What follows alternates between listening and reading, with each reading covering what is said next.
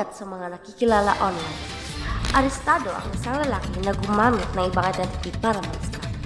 Nakatutok dyan si Christine Pastor. Mangiyak-ngiyak pa nga ang mga biktima ng aming mapanayan. Nagtataka talaga ako kung bakit identity ko pa talaga yung ginamit. And may mga nag-chat sa akin na may mga utang daw ako sa kanila. Wala talaga akong naalala na may inataman ako. Eh, sinasabihan pa ako ng mga na-scammer daw, ganyan-ganyan. And isa na rin sa mga na-scam is siya na. Akala ko pa talaga si Kai yung nakakausap ko online. Yun pala hindi siya. Noong una pa lang ay nagtaka na ako nung pinilit niya akong magpadala kasi daw gipit daw siya ng malaking pera. After a few weeks ay hindi na siya nag-chat at binak niya na ako. Kaya naman naghanap ako ng ibang FB niya. Pagkakita ko sa isa niyang FB, nag-chat ako doon. Nag-reply naman siya agad pero di niya daw ako kilala. Kaya kinutuba na ako. Napagdesisyon na namin na isumbong sa pulis yung na-scam sa akin gamit ang identity ni Kai. Gumawa ng mga peking online accounts ang pulisya.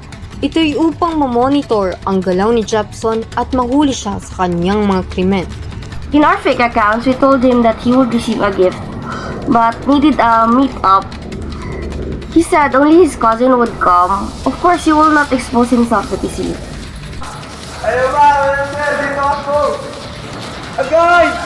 Katanggip siya nung una, pero umamin naman siya kalauna na siya yung gumamit ng identity ni Lugil at ng scam sa mga biktima.